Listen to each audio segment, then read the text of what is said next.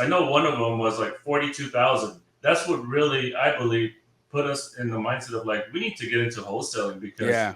we're gonna when we that flip specifically, I think we netted like 80,000, and we're like, wait a minute, but we did all this work, let's really look into wholesaling because we can just find the deal, make half the money, but it's easy. It's just like let's keep doing that. It's Yeah, Right. done gonna a we don't lot have to tie up faster, all this less money. lower Yeah. risk.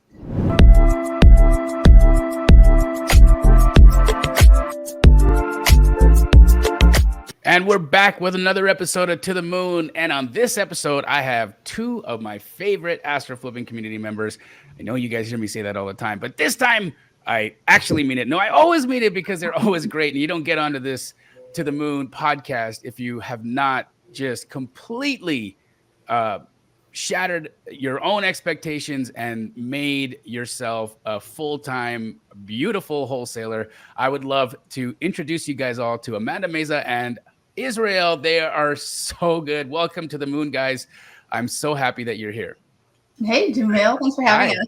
Of course, of Thank you for course. having us. Absolutely. So I've, of course, been following your journey. You have been real estate investors for a while. Even before coming into the Astro community, you were heavily involved in fixing and flipping, but there was a time when you really wanted to make a change and start adding some new verticals to your business, which is why I think you found your way into the Astro community. So what I'd like for you guys to do is, if you could, give us an introduction as to who you guys are, what got you into real estate investing in the first place, how you found the Astro community, and we'll go from there. Sure, I'll let Israel start. Of course. Yeah. So I mean, like you said, we've been in real estate for the longest time. Almost 20 years, and up until recently, we started looking into flipping, and that was great. But we were trying to really find a source for these deals, right? That we were flipping, and we saw how much wholesalers were making off of our deals, and we were like amazed, right? So we're like, I mean, my wife, she's the one that did all the, like always, she does all the research, and she started, looking into, YouTube University type of deal, right? And she found you, and then she can take it from there. But it's yeah. So fixing and flipping to start, was that the first thing that you guys were doing, Israel, or were you involved in retail? How did you evolve into fixing and flipping? So yeah, we were on the retail side of real estate. I was mainly focusing also on mortgages, but I was duly licensed. So I was kind of doing both things. My wife's a broker. She's been a broker for 20 years as well, and so that's how we started. And my main thing is helping my clients, to the best of my ability. Right. I had a client where I helped them purchase a home, their first home. Unfortunately, the husband passed away. So I did everything I could to save her, her property and keep her in the home. And so 2 years went by. She, I helped her, and she avoided foreclosure for those 2 years. But it came to a point where she needed to do something. And so I presented the opportunity for me to purchase the property because it was really run down, and it had to be a short sale, and it was in foreclosure. So we had all these barriers. So that was our first flip. Basically, I gave her, money to be able to move to a different apartment. And so that's where it started with that client that, I tried my best to help. Awesome. And so you get into a direct to seller situation. And I remember being involved in, hundreds of short sales after the financial crisis. And there were always really difficult situations, people just going through it. And they were the odd ones who were like, I had no business owning this many homes. I was just getting these stated income properties. And, I thought the market would go bull forever, but that didn't happen. So you get into your first flip. How did that flip go? It actually went really smoothly. So yeah, so we got a super discounted price, being a short sale, being a foreclosure distressed property. So everything went super smooth. And then we closed, and we had, all this money, and we're like, well, we got to do it again. We can't just sit with this money in the bank. And, and this is where it was even before we closed, though. Before we closed, I was just like, how do we find the next one? Yeah. We're not going to sit around waiting for people to pass away. We got to be proactive and go out and find it. And that's when I dove into YouTube University. Got it. What do we do? Oh, wholesalers. What do wholesalers do? How do they find the properties? And that's when I started getting a bunch of Blue Genie ads. That's hilarious. So I want to ask you a question because I've not had the opportunity to ask somebody this question on this podcast before, because it's rare actually that we have people evolve from, just fixing and flipping to having multiple streams of income in their real estate businesses. But I know the feeling of looking at a HUD or a settlement statement and seeing a huge assignment fee on it, right? So the home that I actually live in, I paid a $75,000 assignment fee on it, right? And the wholesaler kind of BS'd me in the beginning. He was like, "Oh, I'm making 20 grand," and not that I didn't care, right?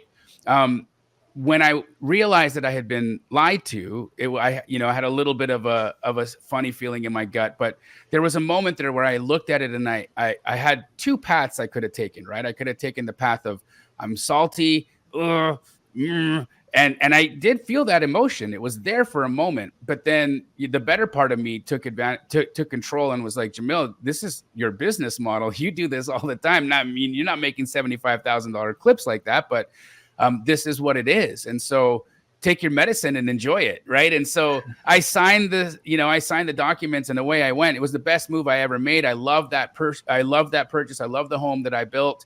But how did it feel to you? How much was that assignment fee? And what was that experience like? For our first flip? Yeah. When you saw the first assignment fee that a wholesaler was making that on one of your flips. For us, the numbers made sense, so we had no problem paying it. Sure. Okay. So, went from I forget what the first one was. I know one of them was like 42,000. That's what really, I believe, put us in the mindset of like, we need to get into wholesaling, because we're gonna, when we that flip specifically, I think we netted like 80,000, and we're like, wait a minute, but we did all this work. Let's really look into wholesaling, because we can just find the deal, make half the money, but it's easy. It's just like, let's keep doing that. It's we don't have to tie up all this money. Yeah. Got it. Okay, so you're weighing the pros and cons. You're looking at it from a risk perspective. Like I got to put all this money into these deals.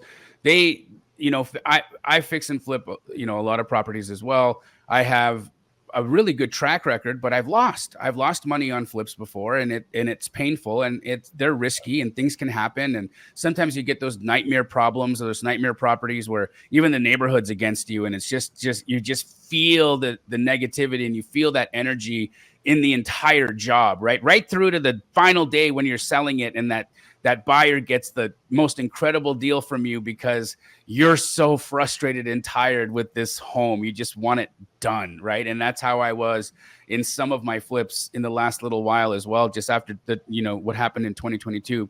So Amanda, you're looking into YouTube. You're getting ads from this, obnoxious guy dancing on a table painted blue. How did you make the decision to say he's the guy? Honestly, I wasn't the final say. Like, I kept wanting to sign up for every ad that I got, but I was just like, no, let me run it by the husband first and make sure he's good with it. And we just kept getting ads, and it was probably over a period of months. I don't know how many months, but many months. I kept getting your ads, I think Pace's ads, just a bunch of different ads. And then finally, Israel was just like, you know what? I like this guy. Like, something about him. I just like him. I'm drawn to him. I think he just seems like a good guy. So let's sign up for that one. But awesome. I mean, even then, all the logical, things behind you, when we kind of dove into your website and read some things online about you, we're just like, yeah, we like the program. It seems like he has a ton to back him, like tons of deals done. And there's just a track record there. So we like that. Love it. All right. So you guys dive into the Astro community. And I have to say, I mean, Israel less, but I see Amanda on these calls all the time, right? Like you have really dove into the community, and you've made yourself known there, and you've been a resource, and you've helped people close deals, all of which is beautiful. But I want to hear about the first wholesale deal that you did using our techniques, and how that all came to be. Sure. I'm trying to think. I think the very first wholesale deal we did was before Astro, so we were like figuring it out. Yep. And it was honestly a time when we had hired a VA because we wanted to try to find more flips for ourselves. Sure. And then I think we had 2 flips going on. And then we got this other great lead for another great project that was going to be here local. And we're just like, we don't have the capital for a third one. What do we do? And then that's when I was just, like trying to pivot and say, what's the road we could take? What can we do with this? And I was like, okay, we can wholesale it. I got to figure this out. And I started posting all over Facebook. So that was the first one. But then the first one we did with the Astro techniques, I believe was the one that we did in Bloomington, right, Israel? Right. Yeah, and I think, Keegley helped us dispo that one. Awesome. So it was a collaborative effort. You guys got the deal using agent outreach, I would imagine? Correct. Yep. Awesome. Great. How has that technique been for you guys?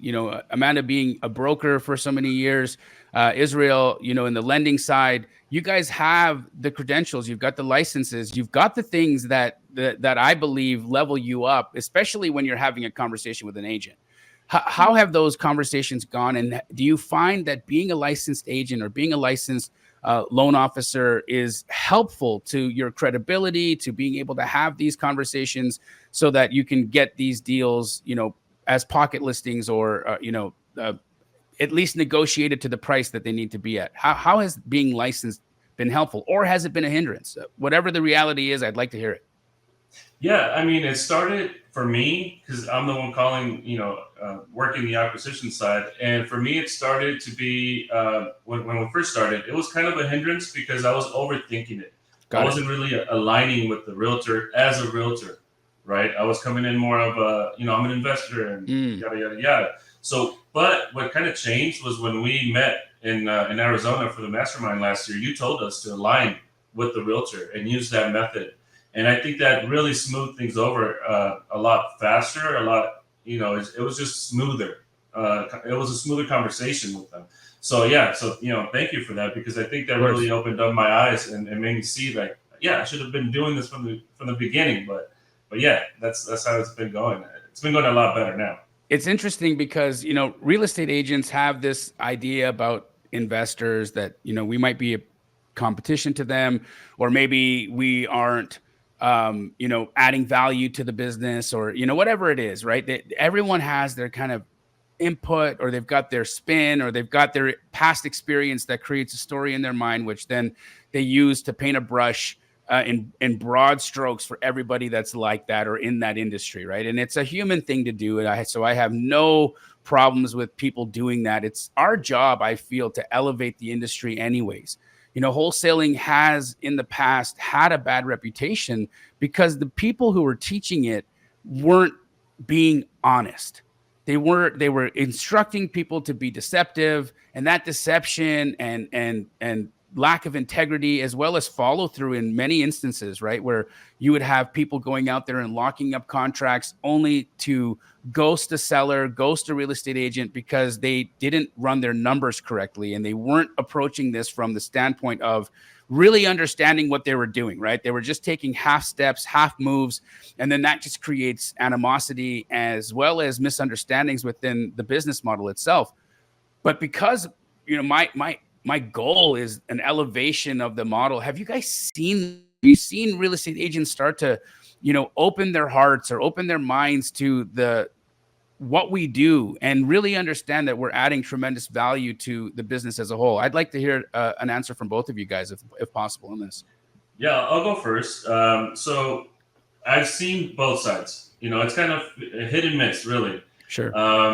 And when it's good, when the agent understands what we're doing and the value we're bringing to the table by bringing, these ton of buyers, and all we're trying to do is close a deal, right? All we're trying to do is, bring them together. Right. And so when we have those agents, everything goes smooth because they get it. Now we have the agents, and we talk about this all the time. We have the agents that don't understand. And so it creates kind of like a fear, right? And that fear just creates, they put up walls and they put up all these, smoke screens, and it just doesn't go well, right? It's not smooth, and we kind of have to force things. So it's really hit and miss. And I am seeing some newer agents. I think it's the older agents that have that misconception. Right. But I think newer agents are kind of getting it. Awesome. And Amanda, as a broker, how has it been for you? Honestly, I really don't do a whole lot with the retail side anymore, and I'm working really more on the dispositions. But yeah, I just have to kind of echo what Israel said in that the people that we're dealing with on some of these deals, and we always kind of preface these deals to let them know we do fix and flip. We also wholesale, and sometimes we can partner up with another capital partner where we'll, sometimes have two buyers that'll close on it, us and somebody else. And so we just let them know there are multiple exit strategies. But then we've had situations where it's not even the agent sometimes that gives us an issue and kind of tries to throw a wrench in things. Sometimes it's escrow. Like I've had escrow where they have been so bad. We had this deal that closed back in January where the buyer called me one day saying, "What's up with your escrow? It's almost like they don't even want us to close escrow. Like they're just giving us so many problems and trying to create more paperwork and hoops for us to jump through." And I'm just like, I don't know. Like this, escrow is supposed to be the person facilitating the transaction, right? Not creating rules. And we had this escrow lady telling us, "Well, I want this to be on this particular contract." And I was thinking, like, who are you? You're not the buyer, you're not the seller. Did you ultimately close with them, or did you have to move title companies?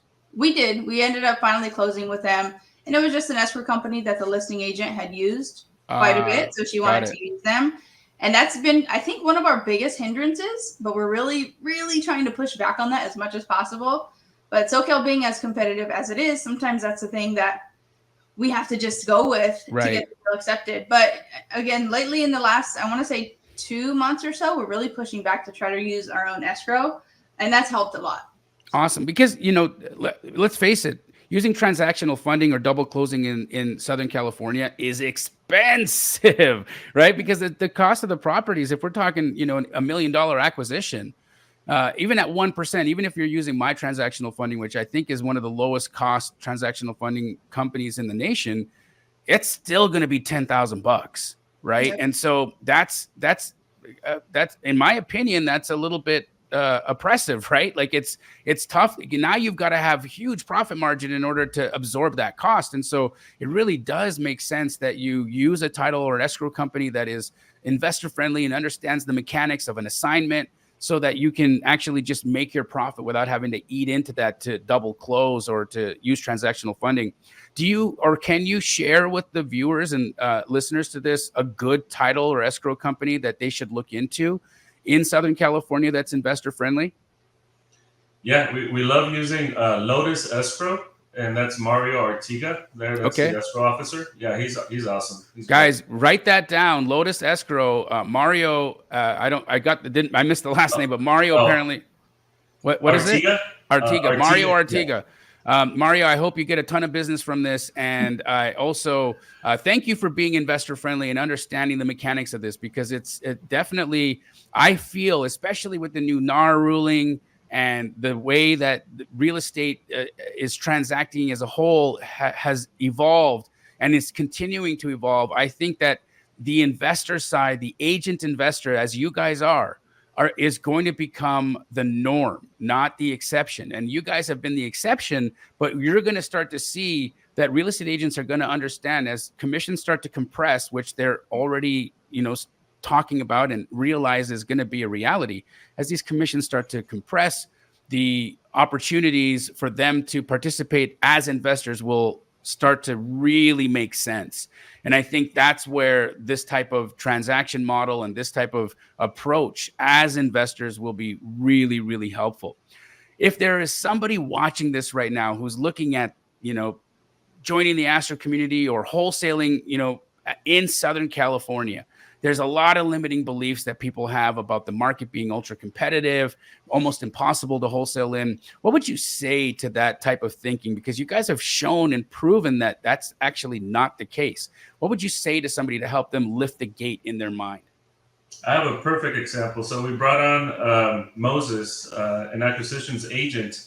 He was doing a lot of work. He had a job in the movie industry. And when they had the strike, he was looking for other avenues of income. So we brought him on board in November. And since then, since November 1st till about early March, he has closed 2 deals, and they equaled $85,000 in assignment fees. Never having done a deal before, brand new, and he's killing it. He's doing so good. So, somebody like that, or anybody that's coming from a different industry, this can work for pretty much anybody. That's what I think. Yeah, I and love that. consistency is key. I think that's really the key. You got to be consistent and you have to be persistent. I mean, we all have days where we kind of feel like we're in a slump or we have, kind of those down moods, but just keep working through it. Be consistent, show up every day, track your KPIs. And as long as you're doing, chopping the wood and carrying the water, as you say, I mean, go through the motions and you'll see the results over time. Love it. Finally, there's a huge mindset component to what we do in our community. And I feel like that has been, at least to what I know, right, a big asset and reason why our community is as successful as it is. How important do you think working on the inner world of an investor and how you guys feel and think and operate, how important do you think that is? And I'd like to hear from you both on this. Of the utmost importance. I mean, I know personally as somebody who, I've never really been somebody to like meditate regularly until we came into this community, and I've kind of been on and off with it, but I definitely see a big difference at the times that I am consistently, meditating, just really making sure that I spend those moments in gratitude, planning my day, considering and like I guess you could say premeditating what the outcome of that day will look like. What are the things that I want to check off the boxes for? Those days are definitely much more productive. Other than the days, as opposed to the days where I just kind of show up and go through the motions. But there's definitely a mindset switch when you're consistent about meditating and kind of pre-forecasting your day. Love it. Israel, how about yourself? Yeah, I mean, same. I mean, it's not always going to be, rainbows and sunshines. Of course. It's sometimes you're going to have those cloudy days, and you have to, keep persistent, right, with your KPIs, with what really your goals are, your long-term goals, and just have a mindset of, we're going to get through this hurdle, and we're going to see, the light at the end of that tunnel, because that's where we're going, and we have made up our minds that that's where we're going to get to. And so, yeah, I mean, meditating is super important too. It just relaxes your mind. It just makes you see, the future a little better, right? So love that. For sure. Love that. I know there's people that are watching this that are thinking, I got to work with these two. They're incredible. How do people find you and get a hold of you to JV with you, do business with you, and be a part of your guys' world? Yeah, I mean, my number is 626-900-1322. Text me, call me. Good anytime. number. 626-900-1322. I won't even forget that. Absolutely, guys. Reach out to Israel. Reach out to Amanda. Are you guys on social media at all? Yes, I am. I'm on IG at Amanda REI. Awesome. Guys, you are so deserving of all of the benefits, all of the blessings that have been your journey in this community, in this business model. I feel confident that if we can create more wholesalers like the two of you, the industry will elevate naturally just because of the energy that you guys bring to the business. And so thank you guys. Congratulations for making it to this. And for those of you that are watching this right now, if you have any questions about the Astro community, always feel free to reach out to anyone who is a part of it. Learn about it, understand it before you make a decision. An informed decision is always the best one. But if you would like to know more, just click on the link in the description. We'd love to have you be a part of it. And to those of you who are watching this that haven't yet subscribed to this channel, do it, because I give a lot of information about wholesaling. It's how Amanda first found us. But it is also really important and really to your benefit to understand how this business model can change your lives. Until the next ones, guys, we'll see you then. Absolutely. Thank you.